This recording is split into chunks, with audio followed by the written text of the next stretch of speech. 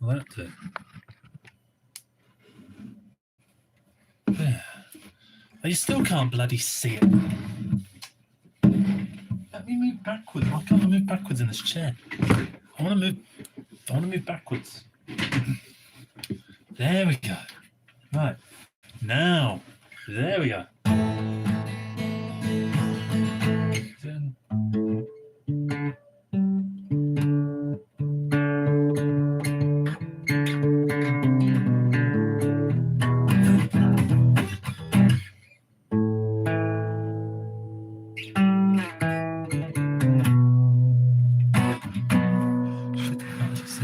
Hello, Sinan Kari. Hope you're doing well. I just realized I've said your name wrong. Sinan Kari. Yeah. I'm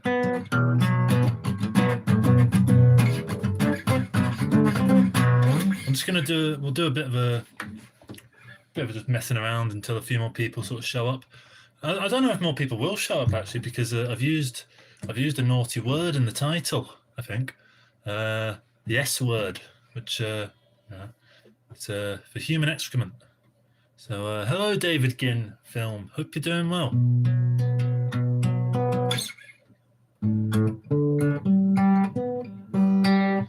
You know what? I really should have fucking tuned to this.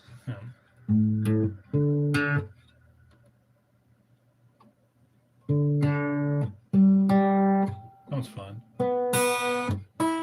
Yeah. Okay.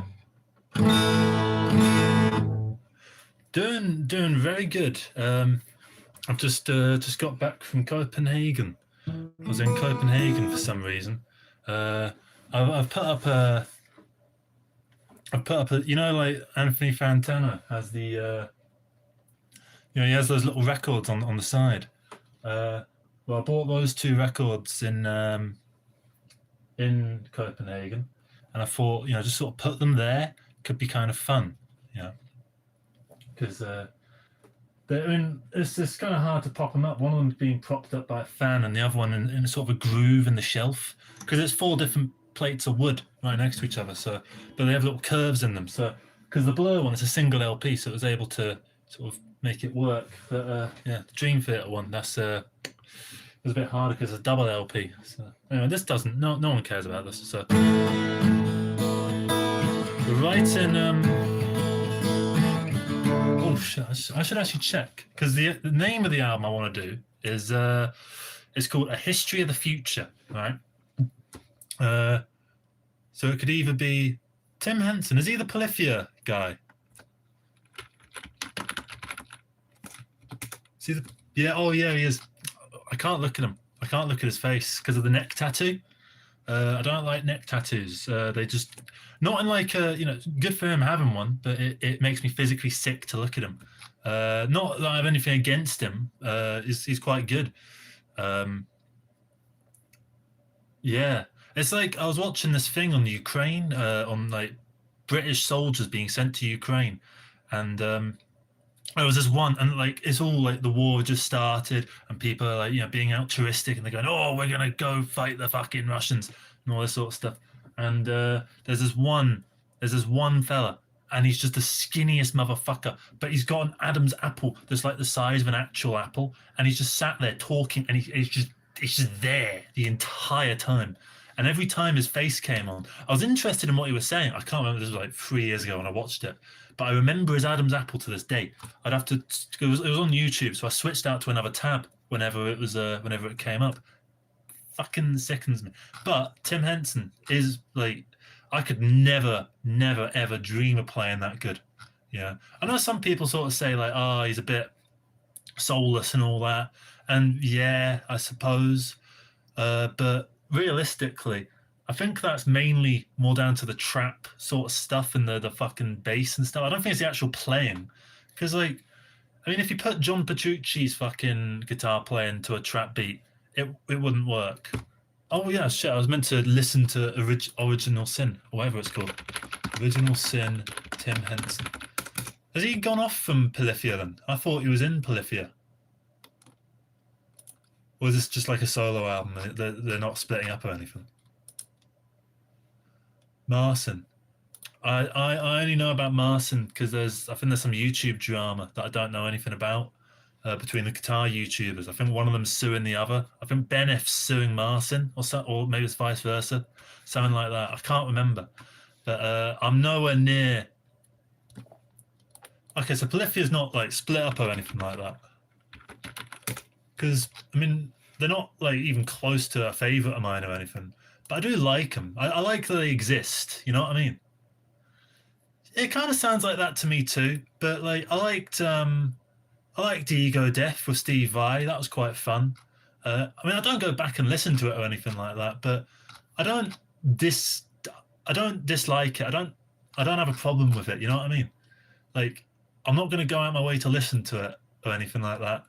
But you know what? We could be doing a lot worse. Yeah, I'm gonna have a look at Silent Running, and then I'm gonna get into the album because we've got enough people here. We're making an album today, not like literally, but we're gonna be writing some of it. Silent Running. I might watch that later. It looks a lot. The poster looks a lot like Soylent Green. It really reminds me of Soylent Green. This. Yeah, Steve Vai. I liked Diego Def, and I liked some of Steve Vai's stuff. There was one. I think he made an album about this one guitar that had like loads of dumb features on it, and he did this one song. It's basically just a tech demo showing it off, and it was like it was a good tech demo, like fantastic. People give tech demos a hard time. People love like going to what's the thing like IGN E3 thing, and checking out the new Doom or Call of Duty or whatever, and going, oh fucking, we can kill them in 4K now rather than just your regular 1080p. So people like a tech demo, and I like tech demos as well. I like, when I was buying my computer about 10 years ago. Admittedly, I was a teenager. I'd be looking up like Crisis 2, min versus max settings to see what the difference is and all that sort of stuff. It's lovely. But anyway, I'm bored of talking about stuff now. I'm gonna get up the name of this album, which is A History of the Future. Motherfucker. There's A Brief History of the Future that came out in 2019. You cunt. You're not allowed to do that. It's a documentary series. I'm allowed to steal that, aren't I? I'm allowed to use the name. Because this is just all about human shit. I don't care about human stuff. This album is about like quadrillions of years into the future. So I'll play a couple, like I'll start it off, right? So how does it start?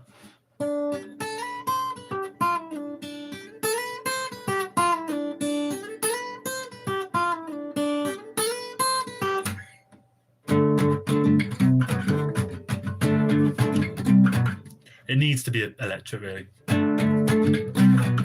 I've also forgotten how to play it. It kind of goes like that, and then once upon a time, once a light I can't play it properly, but I've not played this for like fucking 6 months. That song's already written. Then there's another song. Basically, what the song's about. So there's this bloke. He looks up in the sky, and there's this big light. Maybe he's on a flute. That could be fun. He's looking at this big light in the sky, and he's a bit sort of, I don't know, maybe he's a bit down or something, but he looks up at the sky, and there's this big light, and it's just getting bigger and bigger and bigger and bigger and bigger. Turns out it's a supernova, right? So the supernova destroys Earth. It destroys everything that there is in the solar system, right? And him and all the rest of Earth is like blasted out into space in the form of space dust. And then it all sort of forms together into a quasi-star, which is a thing that I read about, which is it's basically, it's a star that has a black hole inside it as the core, running it. Apparently they were very common in the early universe, when the universe was just starting out, when the universe was smaller and a lot hotter and a lot more sort of violent. So we had these stars that would genuinely be like light years in size. Really interesting to me, like that kind of theory. So I like the idea of just chucking a quasi-star in there. And then basically what happens is, out of the dust, and once all the dust settles, the dust all kind of forms together and creates a new godlike figure, like a star child sort of thing, that's just like encapsulating the entire universe and is like the most powerful entity that there is. So this is what I'm talking about in terms of that's what this album's going to be like. That's the starting point. That's the first track. Right? And the second one, I'm gonna need a drone in B minor, just to help me out with this one. Possibly I'm ripping off East Hastings too much. Let me know. I probably am. If I'm aware of it, then I probably am. Oh, fuck off with your guitar. I don't want a guitar. Oh yeah. Hope you can hear that.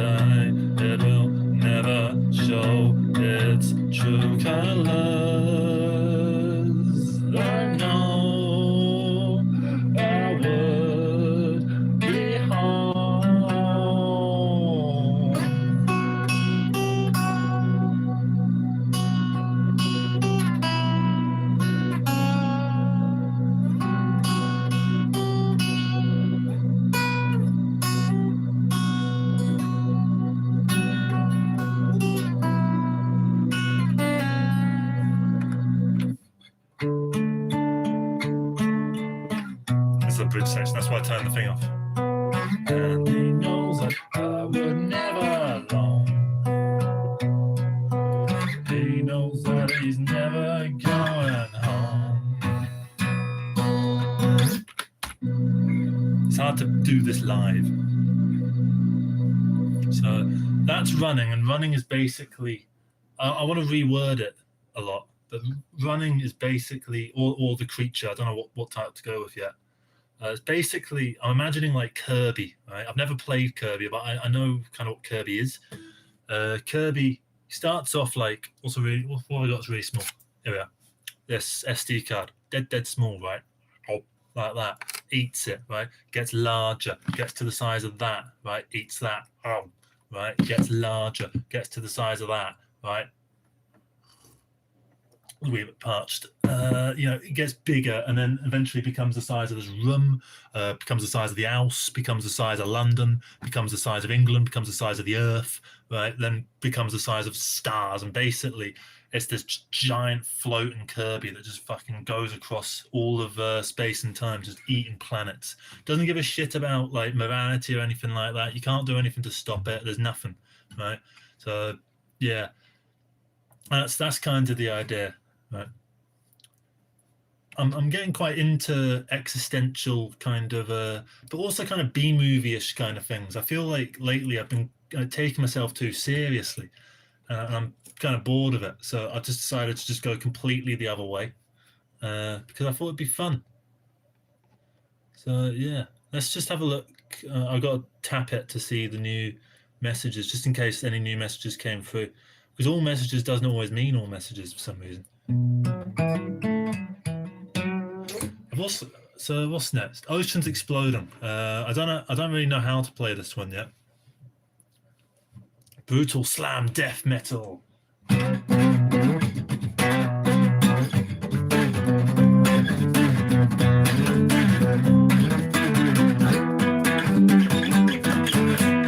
Something like that. That's not brutal slam death metal. I don't even know what the fuck brutal slam death metal is. I don't think being brutal, just like hitting it harder or just adding more overdrive. But more overdrive. More overdrive. More overdrive. Like that. So then we've got History of Creation. Right. This one. Yeah.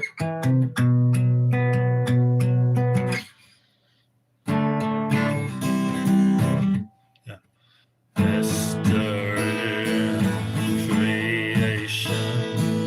Once upon a time there was a ghost. He looked right into my very soul. He saw that I lived the temptation of ever knew. A history of creation. Never knew what it was coming to.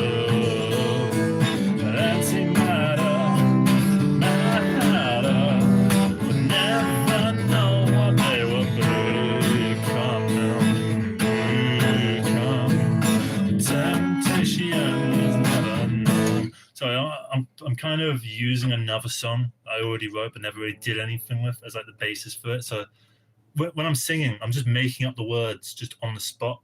So you end up just going back to the other things. I don't actually know much Jeff Hotel. I don't really. I can't remember what the fuck the name of the song is. I'm not big on the epics, you know, like Thick as a Brick and stuff like that. I've never. I'm a big prog fan, but I'm not very keen on that. It is still a thing. I'm collecting emails for it at the moment. The thing I'm just thinking of is maybe this sort of setup would work probably the best. Is that because I realized with the last time I did the email band, I didn't like set in any like ideas. I didn't present any fucking songs myself. I just sort of said, right, we'll make a load of songs and then we'll just go off and make a load of money and donate it to charity. That was the whole plan, right? And we'll do it through Discord. This time I'm thinking I might write very basic forms of all of these songs, like lyrics, so you get a vague sense of a demo and stuff like that. And then they can be built on by other people, you know, and then as time goes on, we can bring other songwriters in, stuff like that. Because I think having a unified starting point for a project is kind of key, and the email band didn't have that. It was the whole point of it was loose, and I think that's fine as an end point. I think to get there, we need to have a bit more of a controlled environment. So I'm thinking for the internet band, maybe I've been collecting emails and stuff. I'm thinking of just sending out emails to people because I know people that have sent bass. They're good at bass. They're good at keyboards. They're good at singing shit like this, right? I'm thinking looking through all the emails. So I've saved them on a list somewhere.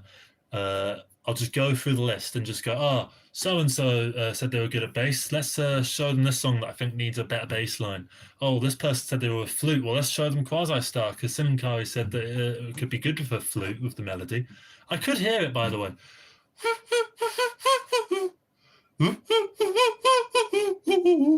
Like that. It's quite good. It also annoyingly kind of reminds me of the Eddsworld theme.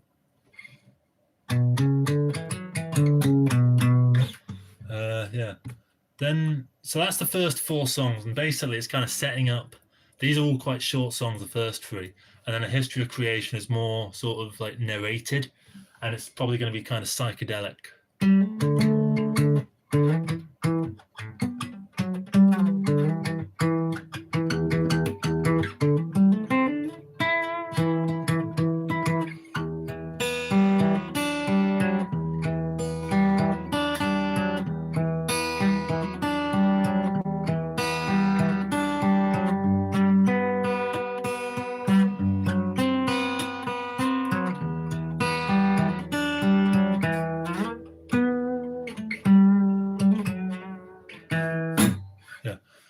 So History of Creation, I don't actually have a clue how it will go as a thing, but I'm just hearing sort of a krautrock kind of grooving beat to it that slowly gets larger and larger with synths and fucking like sequences and stuff like that, with maybe guitar things sort of going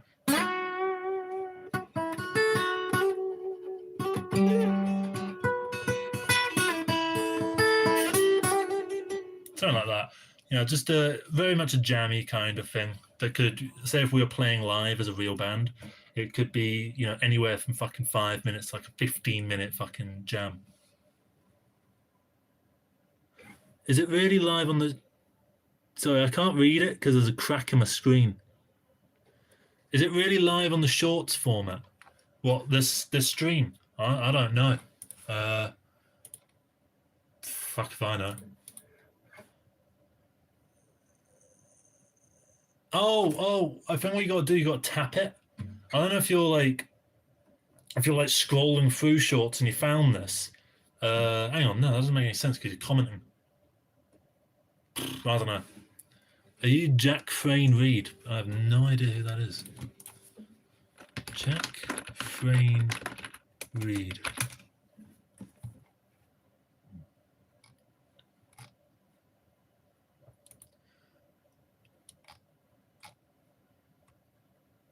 Jack Frayne Reed is a writer and musician and part of the New Socialist Editorial Collective. I don't think that's me. And where does he live? I can't tell because that kind of looks like London. I recognise that area. Oh, it said something somewhere. It's just London. Okay. No, I don't know who he is. I'm trying to find some music to do with him. Crazy Moose Patterns. Oh, it's bloody Apple Podcasts. Stream I Am a Melt. Oh, I really hate that. You know, like in political fucking things on the internet in Britain, people are going mental with like saying things like you're a melt. It's just such a shit insult. I've never heard it in real life either. Thundering maniacs, I am a melt, I am Oh, the instrumentals are quite good, but I don't like the vocals. Right. So yeah, I got a bit distracted there. That's the point of these things. So now what we've covered is, you know, there's a quasi-star that's basically ripped the Earth apart and created a star child-like thing. There's a Kirby that's grown to the size of the sun that's just eating planets left, right, and center. It's basically a black hole, but it's sentient, essentially. Oceans Exploding, which is basically just like the film 2012 by Roland Emmerich, which I really like that film. I'm not big on, you know, art housey sort of things. And then A History of Creation, which is basically about the war between matter and antimatter at the start of the universe. Because yeah, there's very small trace amounts of antimatter in the atmosphere of Earth at the moment. And basically, if you combined enough to get like a gram of antimatter, it would be a bomb that's like nearly the size of Tsar Bomba. That's how mental antimatter is. I find antimatter kind of neat because like it's just got names like positrons instead of protons and like negatrons instead of neutrons. It's fun in that sort of way. So yeah, I like the idea of having a sort of a psychedelic, kind of like a break, because the rest of it I want it to be very sort of energetic, sort of that kind of thing, but also quite tight.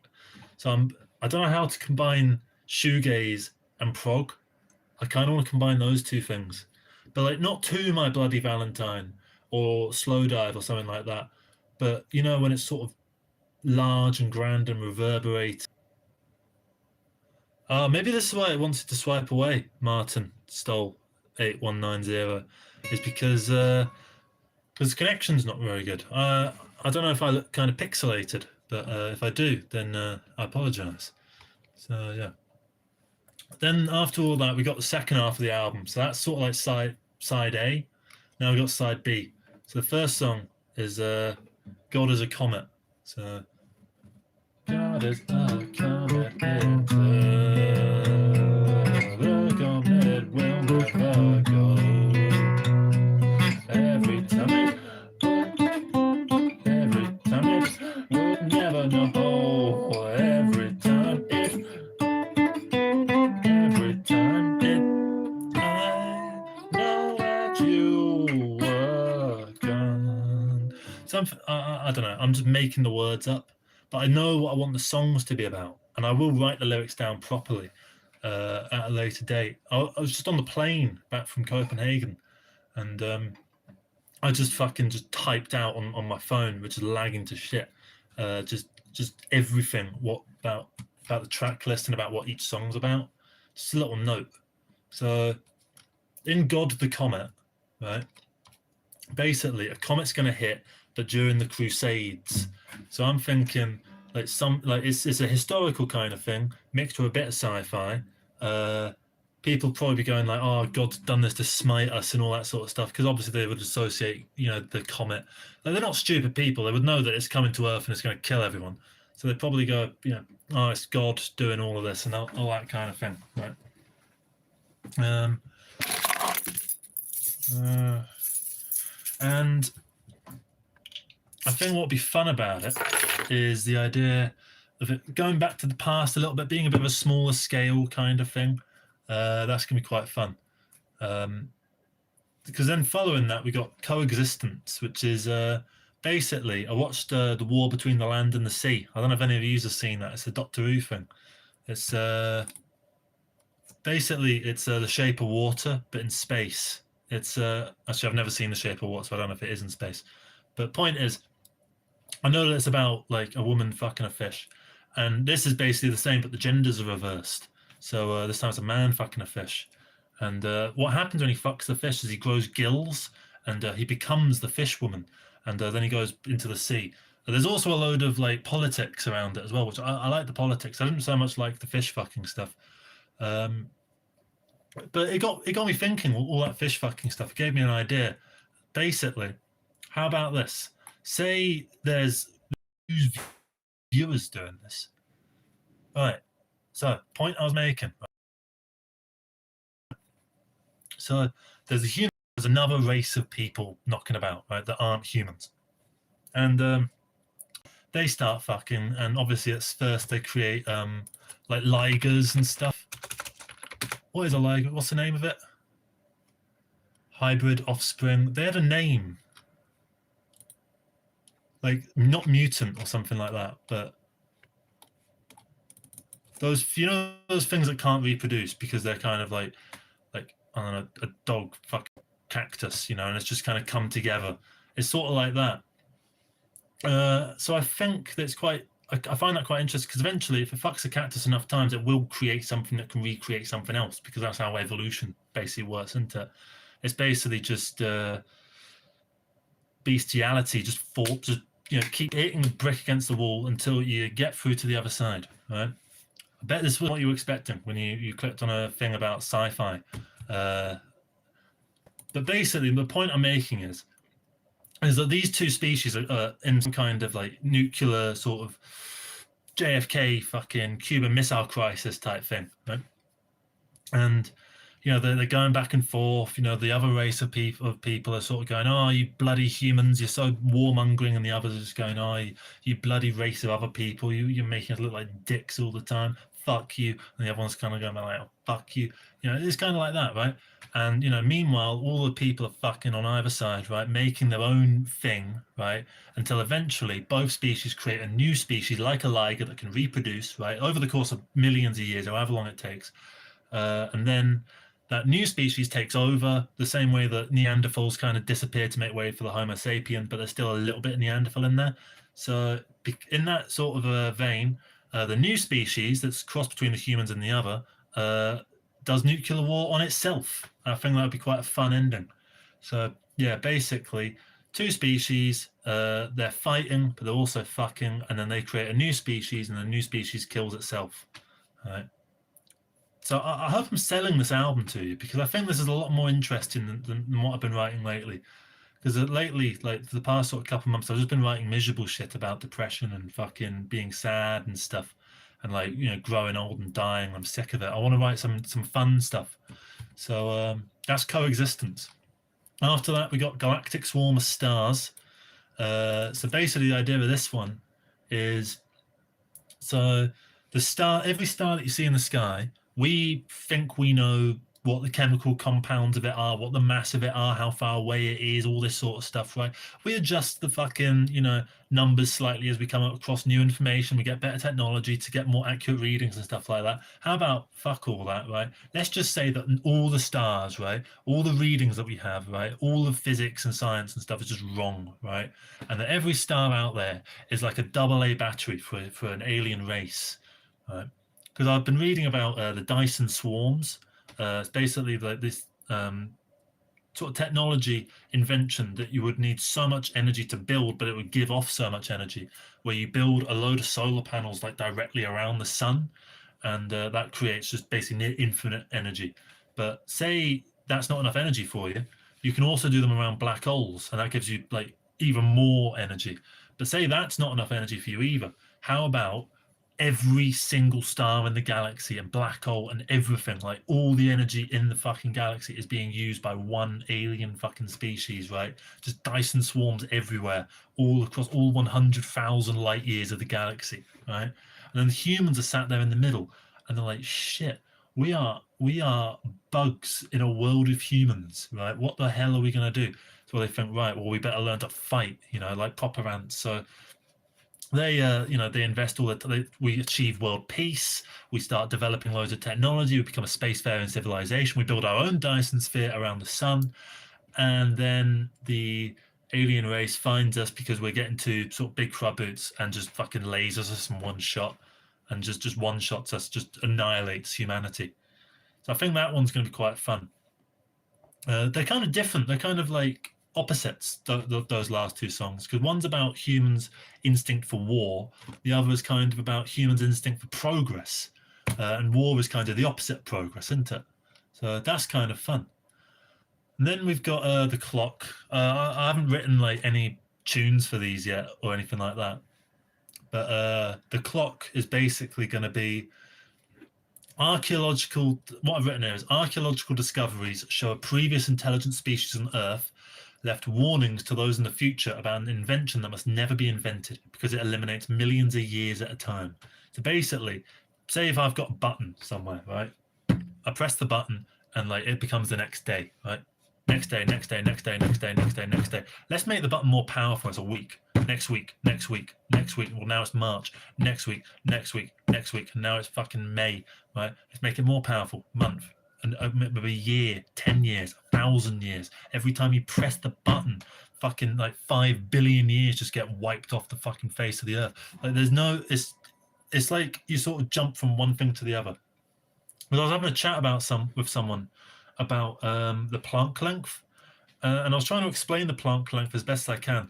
Basically, the Planck length is the smallest amount of time, smallest distance in which light can travel the smallest distance. I don't know if that makes sense. So say this is the Planck length, right? If you get smaller than this, right? Because say right now, you can see my whole face, right? You can see eyes, you can see a nose. I'm trying to make my nose do something. And you can see my mouth. So all of these three things work, right? My nose, eyes, and mouth. Imagine these like fucking electrons, protons, and neutrons, right? Now, this is the Planck length, right? Say it's like that. You can't, if I shrink it more, all of this stuff stops working. That's a terrible explanation, by the way, all the fucking protons and electron stuff. Forget all that. But the point is that if you get smaller than this, basically it's just like jumping, right, from one thing to the next. And I figured that about time. How about what's the shortest time we have? Well, it's a Planck time, aka how long light takes to travel one Planck length. How about we make the Planck length like just, I don't know, 5 meters, right? Let's see what Planck fucking time becomes. Oh, maybe it becomes a millisecond, right? Well, that changes so much, even if you just have that in one room, right? So you can press this button and just like, it's fucking 5 billion years in the future. That's the idea. So you press this button, fucking, I'm just floating in space. The sun's gone, right? If you press it and it's like 5 seconds in the future, well, Earth's like rolling around the sun at God knows what speed. It's rotating. So even if I was consistent with the Earth, I'd be in fucking Australia by now. And then the sun is rotating around the Milky Way. So you're going to be in space no matter what. Sorry, disappeared for a bit there. It's because of this reconnection issue. Have there been? Oh fuck! There's been comments this entire time.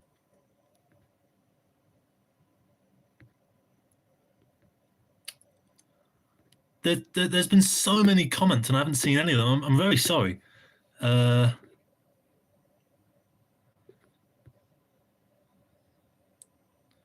Hey Josh, I saw you went live. I'm driving at the moment. I'll have to catch the replay. Long format vids have been therapeutic. Oh, thank you. I'm glad that the long form vids are doing well. I'm glad people are enjoying them, because I'm gonna be honest, I'm enjoying them more. I feel like I can get more into an issue and like cover it in its full. Like what did I do? The last one is about like feeling like you're not good enough, right? I feel like I've covered the whole topic now, and I can move on to another topic. Whereas before, I would be like, oh, you don't feel good enough about yourself, and then I feel like I wouldn't have covered all of it, and then I'd have to cover it again, and then again, and then again from different angles. It's like you never solve anything that way, and I didn't really want to keep doing that because it's just, I don't know. You get a bit bored of doing it the same way, and even though the new way is very similar, there's a difference about it. There's more of an artistness to it because it's longer, and also once you get finished with it, you feel like you've made more of a point. Not just because it's longer, but also because you've had the time to tackle it from different angles. It's not like you have to go from A to B. You can cover everything within an issue. But anyway, I wanted to just finish off this album. This isn't going to be a long stream, by the way. I'm probably going to wrap this up in a sec. Once I finish all the things, maybe we'll have a quick jam, try and figure out some melodies. So yeah, that's the clock basically. These songs are all quite like hard to get your head around, but like in terms of like the ideas, because the ideas are fucking a bit weird. But I like that. I enjoy stuff like that, like King Gizzard, like Murder of the Universe, like Hantayumi fucking coming out of the future or whatever, and wanting to like vomit himself into the death of all things, like just so he can kill himself. I like all of that. That's fun. I want more stuff like that out there in the world. So I wanted to do something kind of like that, So yeah, that's what the clock is. And then there's one called Entropy. Now Entropy is a 11-minute song, whereas all the others on here are like 3, 4, 5 minutes, like normal length. This one's 11 minutes. So this is like the big deal one. And Entropy is basically humanity evolves, or whatever it evolves into. It evolves quadrillions of years into the future, right? So similar to the fucking, Dyson swarms around galaxies and stuff. Now humanity's doing that. They've got, the last thing alive is black holes. They're slowly dying out, right? Very, very slowly, but they're producing energy at the same time. And quite a lot of energy at that. Maybe not enough in like the peak of the universe, but still more than enough to keep your light bulbs running, especially in the future when we'd be more energy efficient and so on. So you can build a Dyson swarm around a black hole, maybe all the black holes in the universe, which would be very far away. And those slowly die out more and more and more. And it's basically just humanity's just desire to live no matter what. So, eventually the universe is going to end and we're going to have to accept it. The same way that we have to accept our own demise and our own death. So, yeah, I find that quite fun. And, yeah, basically humanity's going to die out at the end of this. Because the last black hole's gone and now it's just void everywhere. There is no ability for things to exist anymore, because that's what entropy is. Entropy is the foam in this slowly becoming one with the liquid. Essentially, that's a metaphor. I don't know if that's literally true. So yeah, and then I think that's like the penultimate track. And then finally, we've got the title track, A History of the Future. And this one's another sort of like maybe narrated one. And I want it to be narrated by the Star Child that we created at the fucking start of the album, from the godlike figure that emerged from the quasi-star that blew up Earth, like right at the beginning of the album.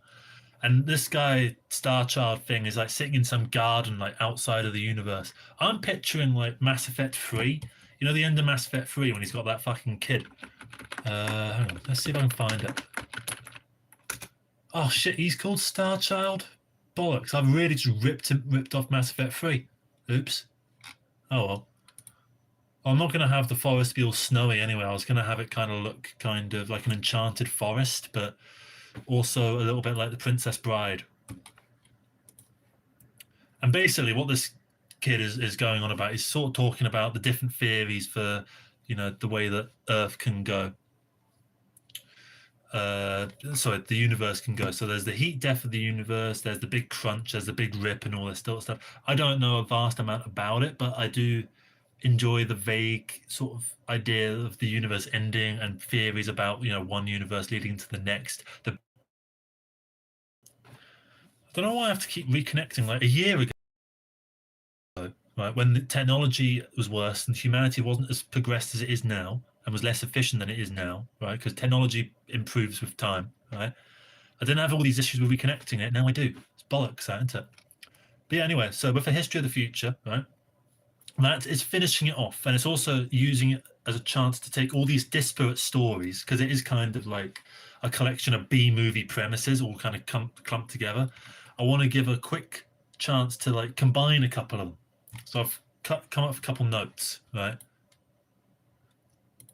So the Star Child that we're talking about here, I keep calling him Star Child because I'm ripping off Mass Effect 3 by accident, but like this narrator, whatever it is the figure that came out of the first track, and then the universe ultimately, all the theories were wrong. Instead, the universe was eaten by the creature that was like the Kirby thing, right? And the invention from the clock, where it was like the button that fucks around the Planck length and makes it so that time moves, like jumps forwards and stuff. That invention then kills the creature. So the creature kills the universe, and the clock kills the creature. I wonder how schizo this all sounds, but it all makes perfect sense up in the old brain space. And when it's like in music form, I think it's going to make even more sense. I just wanted to do some more sci-fi stuff, really, and take some, because I'm interested in science. I realize it's one of my hobbies. I like, learning about black holes and stuff, and like theoretical weird shit. Like I don't care how true it is or whatever, because it's not like I'm ever going to space anyway. It's not like I'm going to go to the sun and go, oh yeah, it doesn't actually have a fucking black hole in it. It doesn't matter. Use your creativity, right? And I tell you, because I got a bit of advice recently, and it's a really good bit of advice that I remember. It was basically, uh, don't write about your experience, right? Not because it's not like people don't really care about you. They care about themselves and what you can offer them. And what we both have in common, me and you, the audience, what we both have in common is an ability to process stories, right? And stories can be about whatever I, the author, or you, the author, want to make them about. And then I, the viewer, or you, the viewer, can take in the story and relate to it or not relate to it, right? So use the stories and don't make the stories about yourself, or like take things in your brain that mean a lot to you and try and get them out there, right? Instead, write about like mad shit, right? That doesn't really matter. That's a bit B movie-ish, that's a bit whatever, right? And you'll find out of it, you'll accidentally talk about serious issues, right? Like entropy. I did a whole song about my fear of death, my fear of dying, and all this sort of stuff. And I made this whole thing of like an old woman fucking looking out the retirement home, right? As she sort of contemplates her life. Fuck that. Why don't we have entropy of like all of humanity trying to fight death off, right? As the universe slowly melts in on itself. Isn't that more interesting, right? And it doesn't have to just be big fucking sci-fi stuff either. It can just be whatever. It just be a story. Tell a story, right? Rather than try and get across an idea, because ideas are meaningless unless you're interested in them. And how are you going to become interested in them if I'm just sort of sitting there just going, like the idea, like the idea, like the idea? It's not going to work, is it? So that's my thinking of it anyway. So we've got, I think, 10 songs on this album, so a bit more than normal, but it works out like from the lengths that I have in my head. 10 songs works out to about 45 minutes, which sounds about normal for an album, isn't it? That's a normal length album, isn't it? Like, what's Blur Leisure? I've been listening to a lot of Blur lately because I was having a chat with some friends, and the old Oasis first Blur thing came up, and people asked me, "Well, what do you think?" And I just sort of said, "Oh, I like Blur more than Oasis." And I don't know why I said it, because I didn't really listen to either Oasis or Blur. I just said Blur, and then I said Blur again when I got asked about it again, and I was like, "Shit, I've said this twice now. Maybe I should listen to some Blur, just so I know a little bit. Like, do I prefer Blur to Oasis?" So, well, I listened to Leisure, Modern Life is Rubbish, all the way through to I think 13, and I've decided I do like Blur more than Oasis. Not that Oasis aren't good. I don't think it should be a competition the way that the media tried to make it out to be. But I do prefer Blur because, like, I'm not from Manchester or like the North in that way.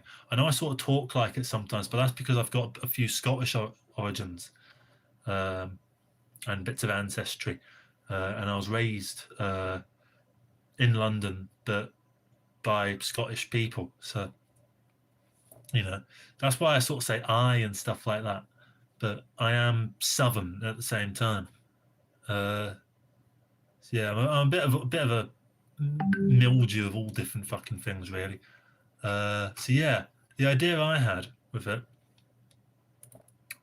essentially was taking Blur kind of like sort of jangly, shoegazy sort of stuff. I want to take that sound. I also want to take a little bit of like King Gizzard, fucking like Murder of the Universe, Polygon Wonderland, like, because I came up with this riff while I was in a guitar shop in Copenhagen. Once upon a time I would not go until the field of pale snow. It would never go. Every time everyone. Right, that kind of thing, right? I need to get a bit more polished, but I like that sort of thing in my lyrics, right? So I want to do sort of that kind of thing, because I think I could do that quite well. 1, 2, 3, 4, 5, like that. So that's sort of the more proggy side, and then I'm hoping she'll be up for it, but hopefully, if I can write the songs, get them in, get Lydia to sing like more melodic parts. I think that could be quite fun. You could, because I can imagine her voice working quite well as like in this sort of context. I mean, I think in any context. I mean, to be honest, she is my favorite singer. Like, that's not just because we're going out and stuff and like love and all that. It's not biased at all. Well, it probably is, but point is that I mean, listen to Away, right? You can find it on SoundCloud. It's only a demo, but fucking hell, it's a brilliant voice.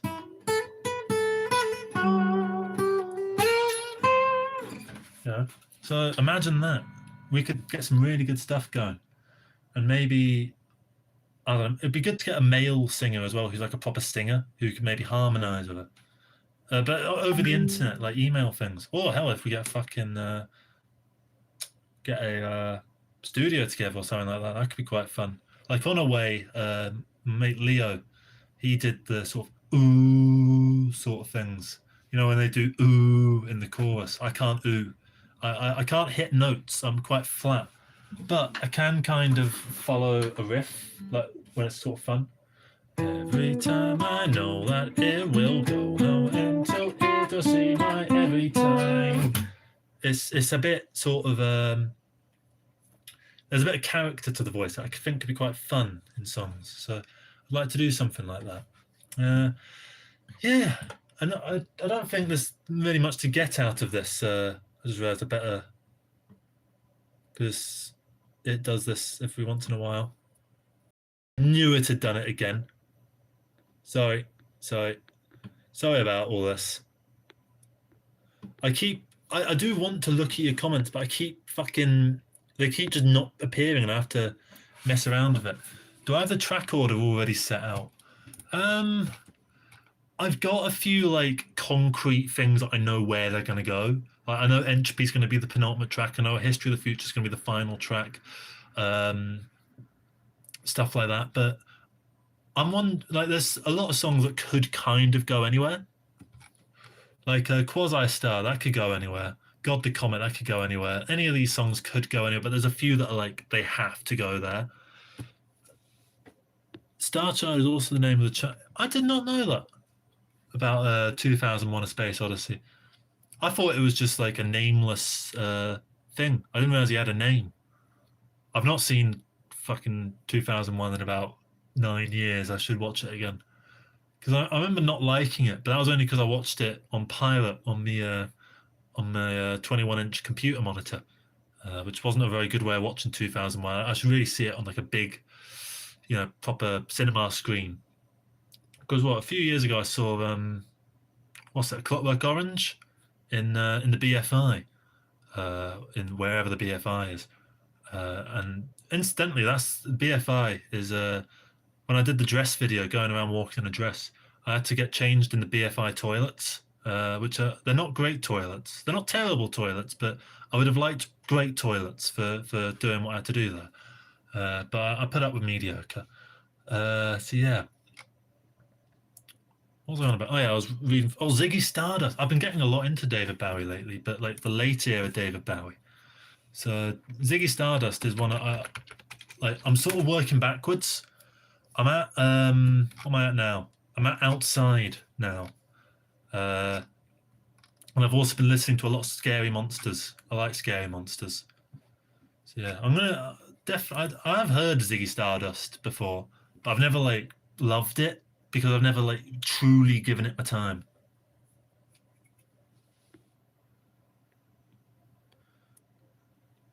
My Mercury is in Scorpio like my sun. Oh, it's right. So, but yeah, like you came across a guitar in a dumpster. That's fucking sick. That is fucking sick. The History of the Future one is kind of it's quite in my head. It's kind of quite similar to Murder of the Universe by King Gizzard, like the song Murder of the Universe. So it's more narrated. I think there'll be some singing bits in it, and it's one of those that slowly builds and builds and builds and builds, and then like that. It's one of those sort of songs. Uh, yeah, it's also kind of a I can't remember what they're called, a coda to the previous song Entropy. Those two songs have to go next to each other, but in terms of like track list and order and stuff, it's not too sort of it's not built in yet, is what I'll say. I kind of just wanted to do the stream to sort of get me ideas out in words because I think it's better than like just typing this because like what have I written there? Galactic swarm of stars. The stars are all alien power banks. Humanity dedicates all resources to preparing to ward off the aliens, but immediately are annihilated. When you talk and you have to like justify your ideas in like this kind of context, where if I like completely lose my train of thought, it's not very entertaining, is it? So you have to. There's a pressure to keep going, and that forces you to improvise in ideas and be entertaining about it at the same time. And I find that quite invigorating, quite challenging, and I quite enjoy it. So I figured I would use that as a chance, like for instance, the whole Planck link thing that I was going on about. I made all that up. That's not written down here. I didn't note that down or anything like that. So yeah, I'll tell you what. Let's cover the other fucking idea that I had when I was in Copenhagen. So this one might not be as good of an idea. I'm not as. This is a bit more of a gimmick idea. I don't think I could do it. But basically, it's a film about that whole thing. Like you get together with your mates and you kind of go, oh, you get $1 million, but you can only drink water for a year. Yeah, $1 million, but you can't have sex for a year. That kind of thing, right? I like the idea of a film that just takes those premises seriously. So like the idea I have is like there's a guy driving down a country. Oh, the one I have is there's a guy. He's in the bathroom, and his lady, Mrs. whatever, is on the bed, or he could be gay, and they're on the bed, sort of a bit like, getting ready for him, yeah, this is gonna be a good time, and he's getting ready, and then a man in a suit just climbs in through the window. I don't want any of this sort of like, to close the mirror and he's fucking behind you teleportation bullshit. He climbs in through the window like a normal person would climb into a man's bathroom window, and he provides the man with a contract. And the contract says, so, right, you can't touch your girlfriend or boyfriend or whatever the fuck it is for a year, right? You're not allowed to tell them anything about it. You're not allowed to give them a suspicion that you're doing it for a reason, right? You can't touch them anymore, right? Nothing, right? And he gives them a big contract, and at the end of it, it says, right, if you manage to do this for a year straight, we'll give you $1 million in gold bullion for no sex. And for him, it's a bit like he takes it as you would see him. Right? He takes it straight away because he's like, fucking hell, $1 million just to not have sex. I could just wank for a year, easy, right? But then he does it. He signs it, and he's like, oh shit, I can't tell my missus. So he gets in, and like his missus or whatever it is just like, oh yeah, baby, you're gonna. It is a little bit. Do you mean the film or the album? Because the album, I think, could be quite fun. This could be a little bit, I don't know. This is just one concept, I think, because this has a bit of more of a moral quandary. Because he's got a disappointer, right? He's like, no, sorry, I'm not in the mood. He's like, you were the one that started all this. Like I was getting excited here.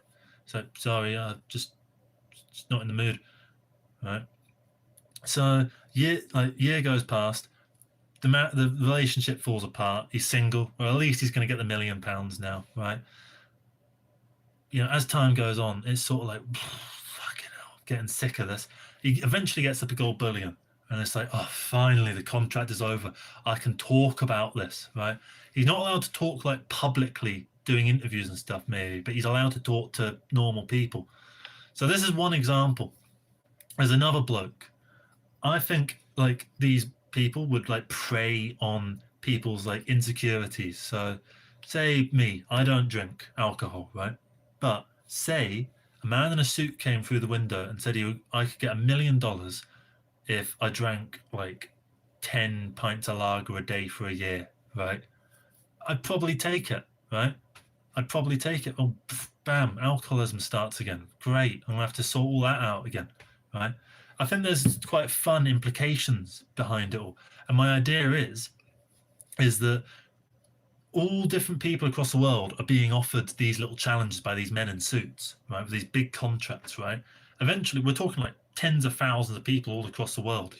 People start looking at other people that are acting odd and going, I remember being like that. So people are trying to get together and trying to uncover what's going on and try and figure out where these men in suits are coming from. People are like fucking stalking the men in suits. All of this sort of stuff. And we're trying to gather more information about it. It becomes kind of a conspiracy sort of thing. And the idea I have is eventually it turns out to be something that's causing all of this. So I've got 5 options for what that could be. The first one is, and what is behind this conspiracy? It needs to be something that has enough power and money to do this. It also needs to have an interesting motive. It also ideally needs to be not too predictable and not too hard to explain. So that's a hard balancing act. But these are my 5 options for what could be giving the like $1 million, but you can only fucking, I don't know, you have to walk everywhere. You're not allowed to drive, right? Anything like that, right? So, number 1, aliens. Aliens are doing this for some reason. Not super keen on it. I gave that a 3 out of 10. Then I've got bored billionaire, which I gave a 5 out of 10, and the note I gave it was most rational, but also most predictable. Because I could imagine, like, say Elon Musk, right? Or like he's worth what, 800 billion? I know they bang on like, they can't access all the money. Let's just say he just liquidates all of Tesla and just uses it, right? And obviously the thing of Tesla would go down, but he could surely still get out like 100 billion or something in cash, and he uses that in gold bullion to fund these little challenges, these what if scenarios. It doesn't have to be Elon Musk. I'm just using him because he's the richest one, so he has the most money. I think that one's a bit boring. I think like if I were watching this film, that's what I would expect to happen. So I don't want that to happen. I just got to reset the messages. It's fucking annoying, this. I don't know why I have to do this. The chat should just come through and continually update.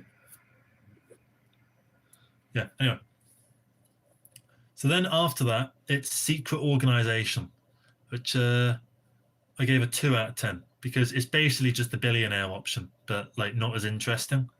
It's predictable. It doesn't have quite the same kind of social commentary as just one billionaire doing it has. It's also just Squid Game, isn't it? So I don't want that.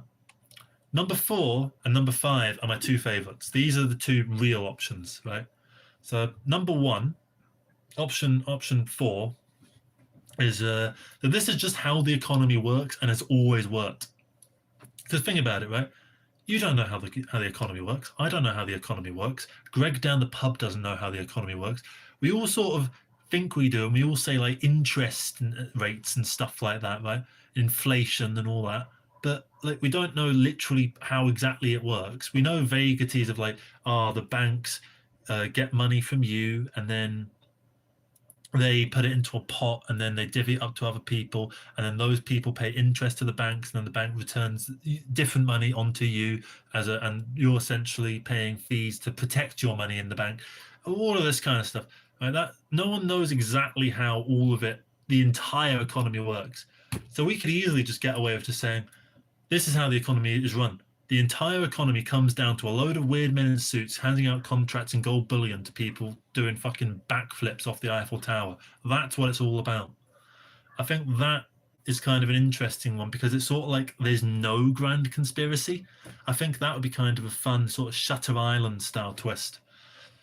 And the other option is that the universe is a simulation run by a psycho sort of godlike figure performing experiments on us.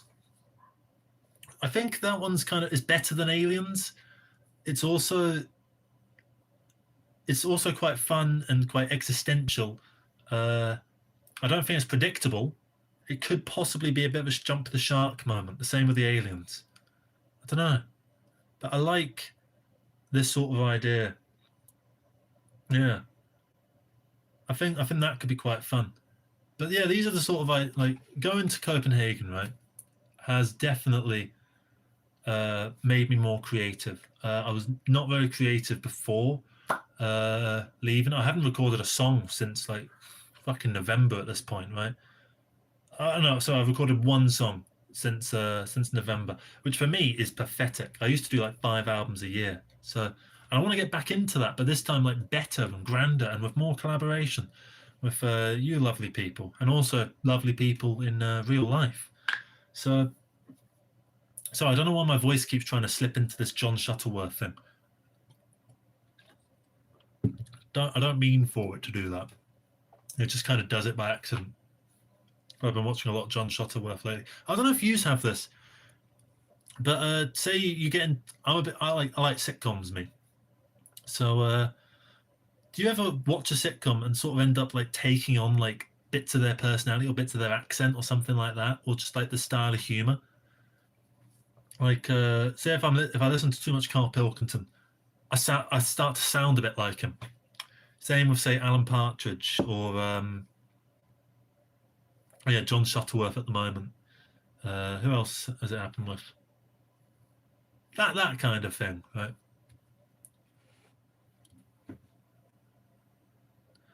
I'm interested in Chill Dog. That sounds like a fun concept.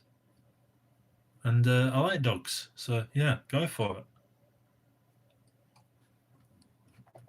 I'll keep talking in the meanwhile while you type it out, because otherwise, the other 6 people that are watching this won't have very much of interest going on. So, well, obviously you're doing other stuff, aren't you?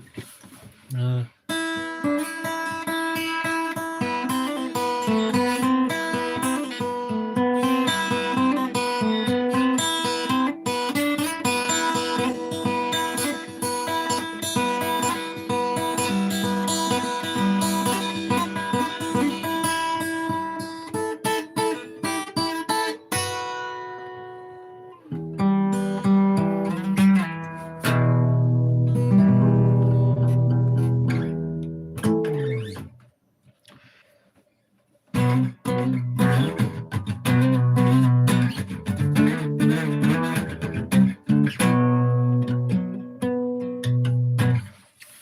do you like most about ideas 4 and 5? So for anyone tuning in, idea 4 is that, you know, the sort of, you can have you get $1 million, but, and then there's some weird challenge, right?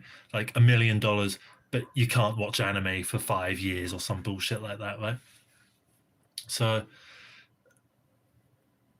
option 4 is that the economy is just run on those stupid what if situations, right? And we work it out, and we confuse people, and we make some bullshit explanation as to why that's the way that everything works and has always worked throughout all of history. So it's not like a conspiracy in that way. It's just kind of, you know, the boring fucking paperwork that no one really thinks about. And the other option is the universe is a simulation run by some kind of like godlike figure who's, you know, is running the simulation, and he's doing it to run experiments for whatever reason. Of the two, I kind of prefer idea 4.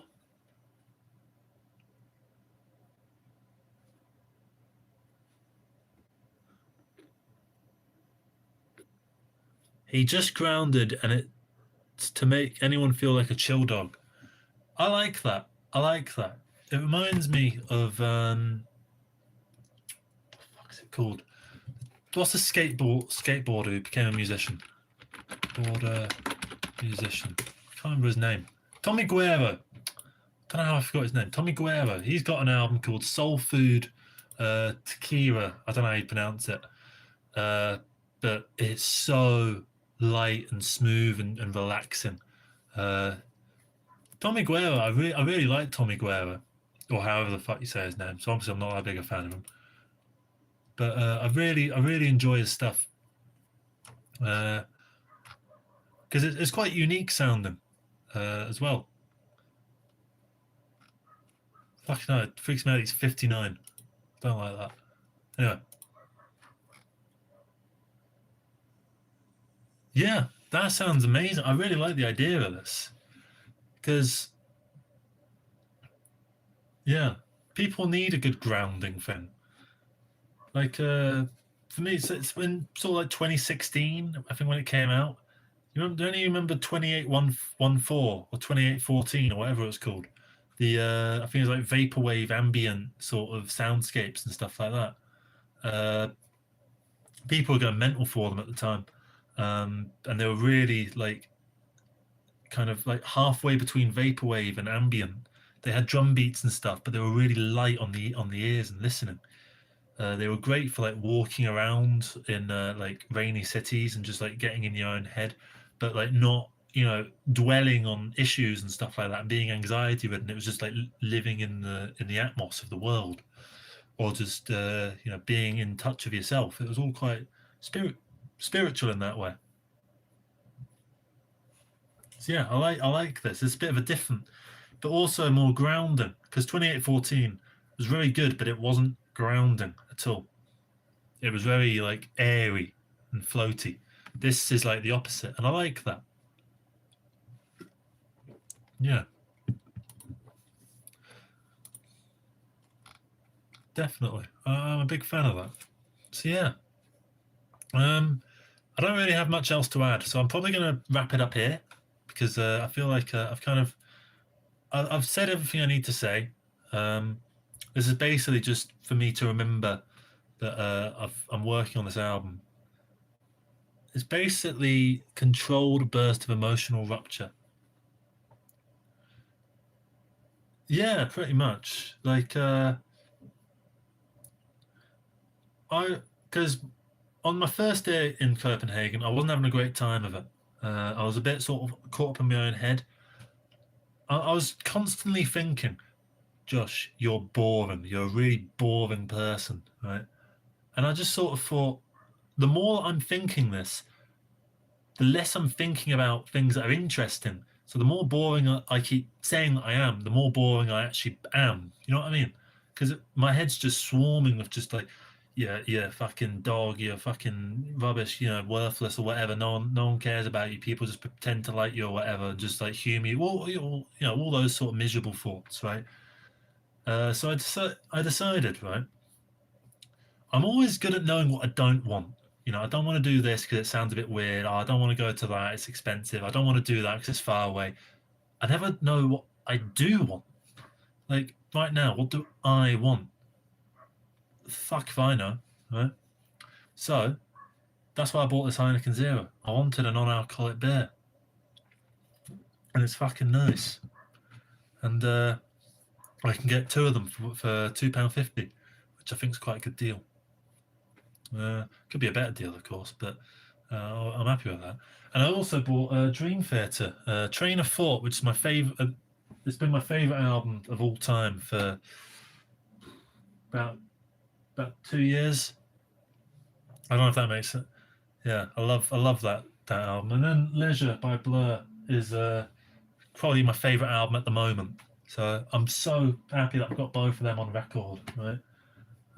So yeah, I don't actually have a record player. I've got to take them to my girlfriend's house to play them on her record player.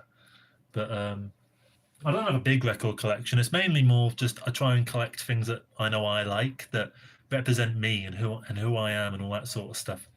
Uh, like Richard Weinfred, who was it's another name for Klaus Schultz, who was in Tangerine Dream. So he normally does a lot of like very ambient sort of soundscape, electro, fucking sequencer sort of stuff, right? Richard Weinfred's Town L is a more sort of like I want to call it like the first EDM album in a way. Is EDM the one that has the drum beat that's like boom, boom, boom, boom, boom, boom, boom, boom, boom, or more like sort of like that? Or is that techno? Whichever one it is, right? That's if you like that kind of fucking like techno EDM sort, give uh, give Richard Townell a listen. This step. I'm pointing over there because the records are yet. Also, listen to it at 45 RPM. I think it's better when it's a bit faster. I don't know if it's meant to be that fast because I played it that fast by accident. Well, no, because I found it on YouTube to begin with. I think that was the 45 BPM version, but I think it's meant to be played at 33 BPM. But you can listen to it in both. It's not like a song with words and stuff. Yeah, I'm not. Yeah, Richard Weinfred Townell. Like 1978. Oh, 1981 it came out. Time Actor is also a similar one. I don't like that one as much. Yeah. So this. Oh. Okay.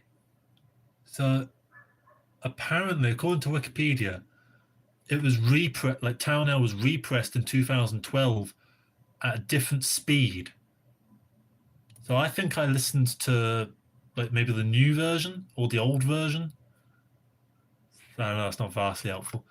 Anyway, doesn't matter. Right. Rest in peace, Klaus Schultz. He's brilliant fucking atmosphere guy. Right. And he died too soon. And he was only 74 for God's sake. I'm looking at the Wikipedia for him now. That's how I know that. But yeah, what was the point I was making about the albums and stuff? I can't remember. Yeah, you just try and like. I know that I like these albums, right? I know that I want to own them, and I've wanted to own Train of Thought by Dream Theater for like probably a year and a half now. Since I started listening to Dream Theater, I've wanted a Dream Theater album on record, but like a lot of them like don't quite fit properly onto vinyl. Like Images and Words, it's kind of the wrong length for vinyl. I don't really like Awake that much. Scenes from Memory, I can't remember what the issue with it was, but it was like because it's a very like flowy album. One song goes into the next very very vividly, so it kind of cuts off like, and you got like the side changes a bit all over the place. Train of Thought is perfect because basically all the songs are exactly 10 minutes long, right? and that means that you can easily just have 2 10-minute songs on each side, and they're all brilliant, right? And In the Name of God is possibly my favorite. No, I don't know if it's my favorite ever song. It's definitely in my top 10. I don't know if it's in my top 5. Maybe it's number 6. But yeah, the point with the albums and stuff, know what you do want, not what you don't want. That's the key.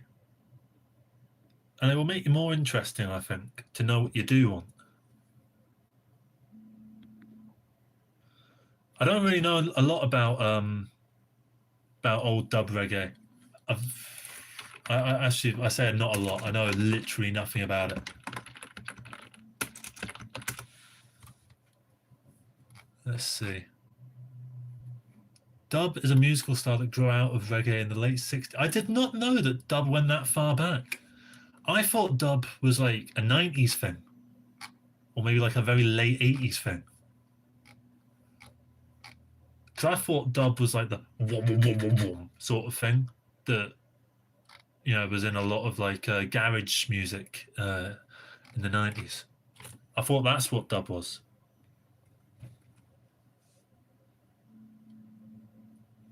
Yeah, literally, I was walking through a beautiful, snowy, picturesque city with the woman of my dreams, right? I should be the happiest motherfucker on earth, and I was just in my brain, just going like just full of self hatred, just sort of going, you know, you're 26 years old and you never managed to make anything of your life. You're gonna, you know, everyone's gonna get rid of you at a certain point when they realize the fraud that you actually are, and then you're just gonna die alone, or you know, all of that sort of stuff. And I was like, fuck off, you know. And I was trying to fight it off, and I was sick of having to try and fight that whilst also trying to look happy, because I don't want to get her down either by being down myself. Because, you know, you take in the aura of the people that you're with, and I don't want to give off a negative aura. So, you know, that was quite irritating. Oh, I don't really think so. Oh, I said the wrong way of saying it. I don't want that to be the case. No, but yeah, it won't be the case. I quite like the idea of living to about 97, like Bertrand Russell, who was raised by his grandfather in the 1870s. His grandfather, I believe, fought in maybe not the Napoleonic Wars, but something to do with Revolutionary era France. And he died, Bertrand Russell died in 1970. And one of the last things he ever talked about was the Vietnam War. So someone who was raised by someone who was fighting in the French Revolutionary Wars was commenting on the Vietnam War. They're combined. You know what I mean? I find that insane. I also love Jean Calment. I was talking to another YouTuber about this at the pub. And we were talking about like various old women, because we had a shared interest in a really old women. Also, fuck, the eyebrows went up at the exact wrong time there, didn't they? I'm not into old women in that sort of way, but I just find them really interesting how when they live that long. So Jean Calment lived to 122 years old. She was born in 1875. She met Vincent van Gogh, because I think her dad ran a painting decorating shop, and Vincent van Gogh came in to get some paint, and apparently he was a bit of an arsehole to her, because she was 7. She was probably like, you know, helping out in family business and stuff, and so she met Vincent van Gogh when she was 7. She lived to be old enough to watch Con Air in the cinema. She was 4 years away from seeing 9/11, right? It's fucking insane. And the second oldest woman was born in 1881 and died in 1999, which I find really annoying for some reason, because it's December 30th, 1999 that she died. Why can we have 1881 to 2000? That'd be brilliant, but no. The oldest woman at the moment is called Ethel Caterham. She was born in believe 1909. Yeah, and she's still alive, which I'm very happy about. Yeah. Oh, that's another one that's a bit weird. There was a 97-year-old man knocking about, whose mother was still alive. It was a Jamaican bloke, and he was 97, and his mum was 115. And apparently he's the oldest man to have a living parent, which I find incredible. Because yeah, because it's not anymore, but I knew someone who was I believe they were 77, and their mum was still alive, and their mum was like 96 or something like that. So this is like if that 96-year-old, their mother was still alive. I just find that insane to me. There is also, I should mention that there is a conspiracy or idea, theory about Jean Calment, which is that for tax reasons in the 1930s, so Jean Calment would have died in about 1937. So she would have lived in this conspiracy to be about 62-ish. So in this conspiracy idea thing, she's born in 1875. She dies in 1937 rather than 1997, and her daughter, whatever Calment, I think it's Yin Calment or something like that, is supposed to have taken on Jean's thing to keep the pension going, essentially. And that's the idea, but it's been medically verified some fucking how. Like they don't fuck around with it. Basically, they spent ages like sticking needles in her and like trying to figure out she was actually from 1875, which I find fascinating.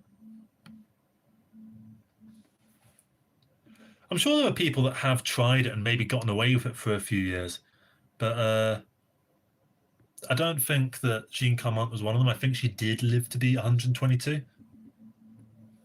Yeah. So yeah, that's my thing about old people. I find dead interesting. Like Ethel Caterham, right, who's the oldest woman alive now. She got married when Michael Caine was born. She got married the same year that Michael Caine was born, right? And we generally think of Michael Caine now as being a very, very old man, right? Like one of the oldest actors knocking about. He's up there with like David Attenborough in terms of age. You know what I mean? And this woman who's still alive got married the year he was born. That's to me is crazy. But also what's crazy to me is that the year that I was born, right, Michael Caine would have been about 66, something like that. I mean, I remember because I've always been interested in like people's ages and stuff, like going on Wikipedia and seeing. I remember when I was about 13, looking up Michael Caine and seeing his age as being 78, thinking, "Wow, he's quite old." And recently, I looked up Morgan Freeman and found out he's 89 or possibly 88. I didn't like that at all. For some reason, I feel like an 89-year-old is older than a 90-year-old. I don't know why. That's just how I sort of see it. Yeah. So yeah.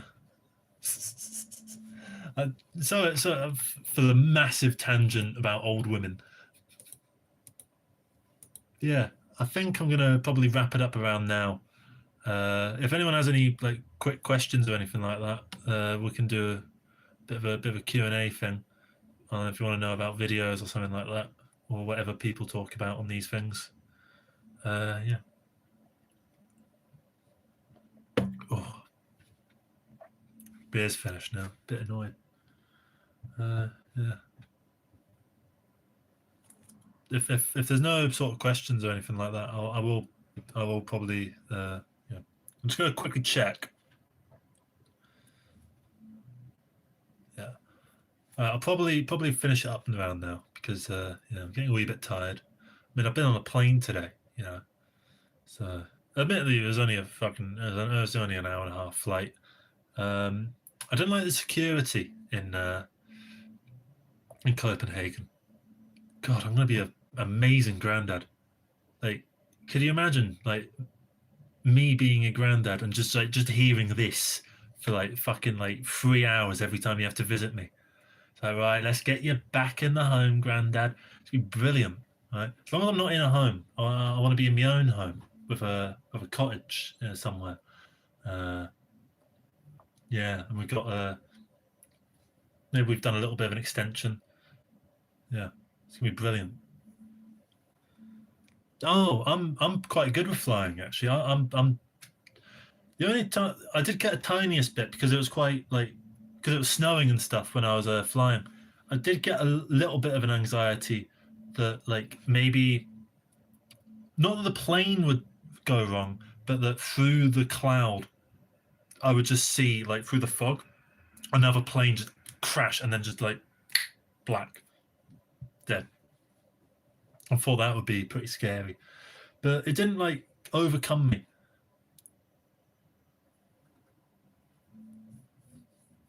So yeah, I mean that's it. Bungalows are dead nice. Like I'd quite like a bungalow. Uh, I'd probably like do a loft conversion on it, and then it would end up not being a bungalow because. But you know, I just want some more stuff up there. I mean, the bungalow that used to be in my family, way up in Scotland, like this is like decades ago at this point. This is before I was around, but it was like the community hub for all the family. Um, we all visited like I can't remember, it was like my great aunt or something like that, and she had a massive table outside that that everyone would sit together at and like have big barbecues and stuff like that, and that all sounded amazing. I kind of want to make that for myself in the future. So yeah, that would be quite good.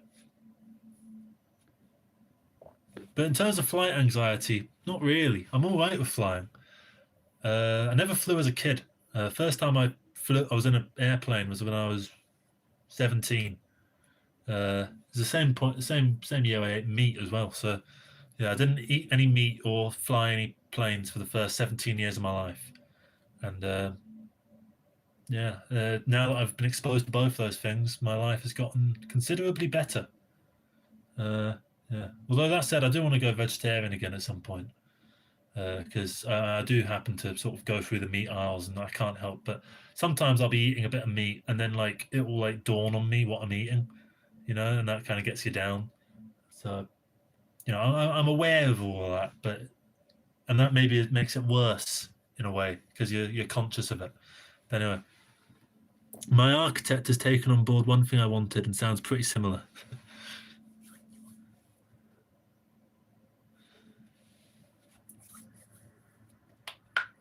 Blessings. That's it's this. I hope you do something good with the bungalow. Hope you know it can live on. You know, in a good, fulfilling way. You know, it can be something that you know people can come to, family and stuff like that for you know family gatherings and things like that. Because bungalows are brilliant for that.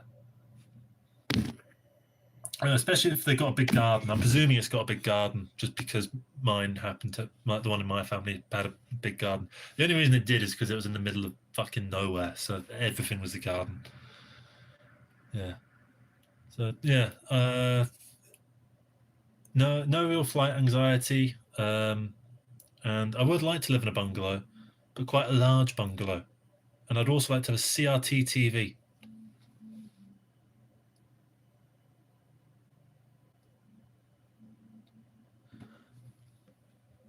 I mean, shed is a good way, of, you know, getting stuff in. I mean, the bungalow that I had, well, I keep saying I had. It was in my family. It's not my fucking bungalow, but the bungalow that was in my family, it had like it had two sheds, right, and a coal storage thing in a hill. One shed was like a big greenhouse type thing, uh, and I think some family member, like a great uncle or something like that.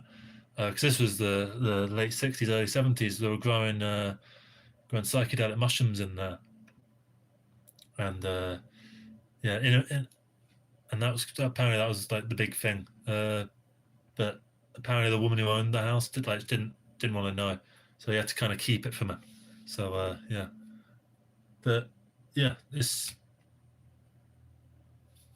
I hope you're having a good time with it. Obviously not, because you know, grief and stuff. Yeah.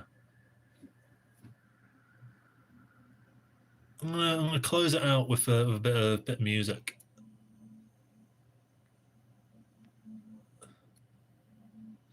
Oh, hey up, big balls for you. Hope you're doing well. Missed your comment because YouTube is shite. I'm just going through and just making sure that I've not. Yeah, cool. Right, there we are. Let's do history of the future. Right. I'm just going to quickly 3 theories for the end of the universe.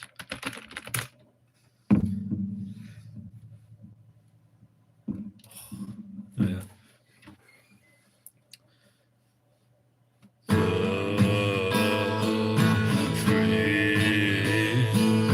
Primary theories for the end of the universe are the big. Freeze, heat, death, and continue. Expansion leaves the cosmos. Cosmos leaves the cosmos and a field of emptiness. Emptiness. Big rip where accelerating.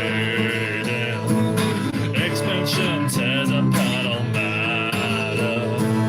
And the big crunch or expansion reverses and the universe collapses back into singularity.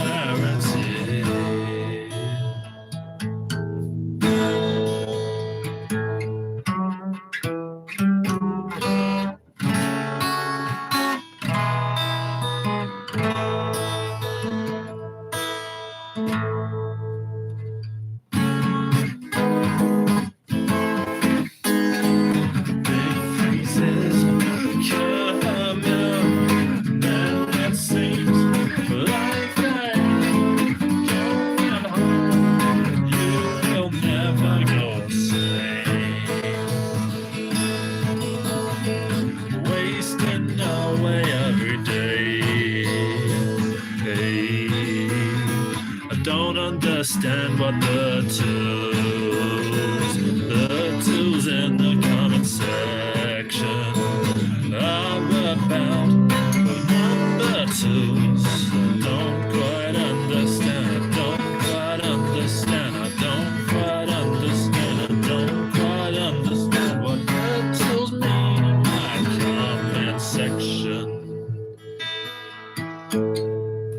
There's a load of number two in my comment section. I don't know what is going on with those. Is it like the 67 meme? I don't really get why it was a thing. It is not your input to expand. It's so irritating that I can't think of a way to end the song. I don't know when I am going to back home in the sense of Elise.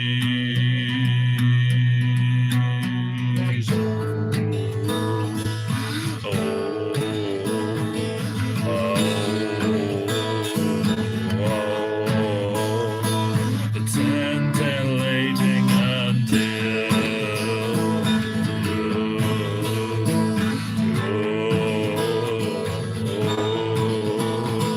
I don't know where to think about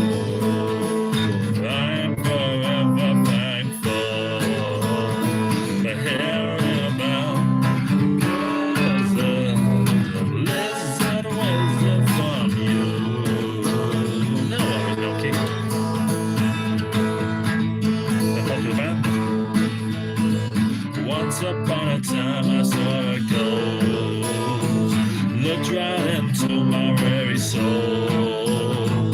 Said to me, will you please enter all the details, details.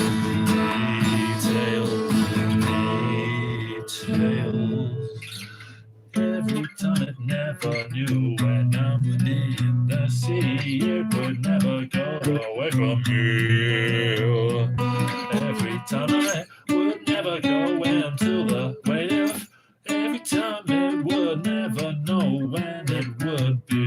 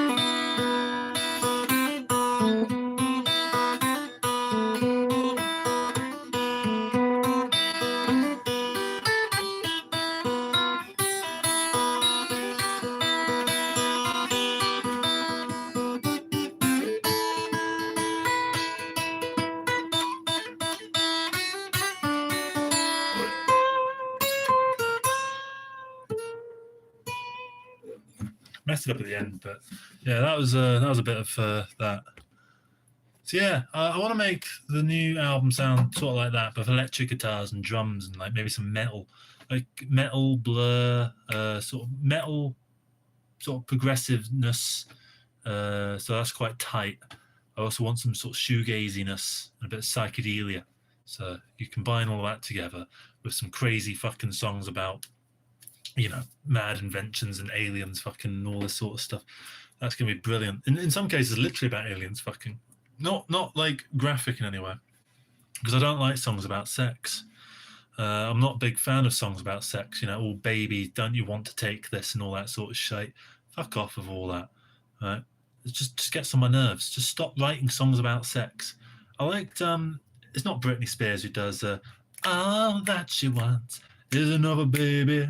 Like that's a real thing. Like, you know, not Britney on the Block or Rebecca on the Block, whoever it is. Rita on the Block, Jenny from the Block. Yeah, yeah. I'm not big into sort of sex songs, but I do like that song because it's sort of telling a story about a woman who's got a few sort of, you know, kids. She's like, oh, I just want another one. That's good. So it obviously involves sex to get there, but Ace of Base. Oh, was that who did All That She Wants? Oh, I didn't realise. I didn't realise it was a band. I thought it was like, yeah, like Jenny from the Block or something like that. I also didn't realize that they were Swedish. So they're just the next ABBA, essentially. Happy Nation and The Sign. Oh, it's like North American and the European version. Yeah. Yeah, I do actually like All That She Wants. It's a good song. It's not my favourite song or anything like that, but it's definitely, it could go in the top 100, maybe. Top 100, maybe top 200. Yeah.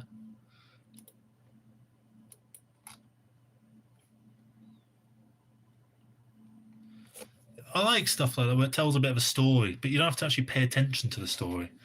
Yeah, that's all quite fun. Anyway, I'm gonna log off now.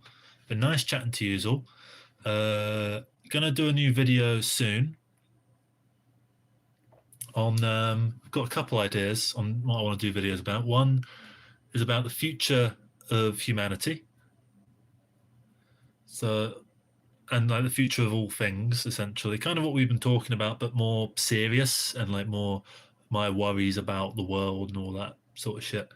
The other one is like advice for like people who are struggling in some sort of way. Yeah.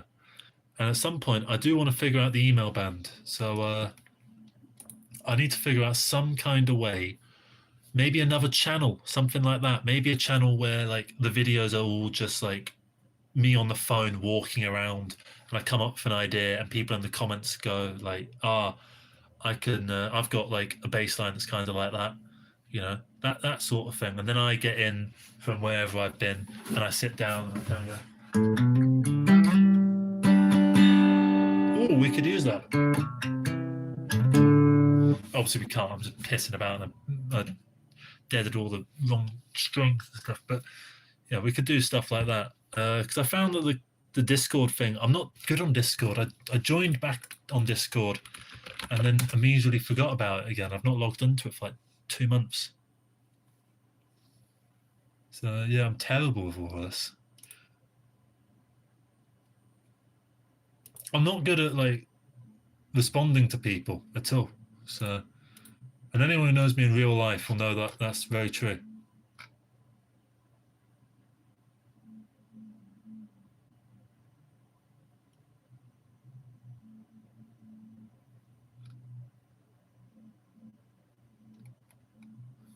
Yeah. Yeah. Take care, guys. Have a good one. Take care. And bye bye.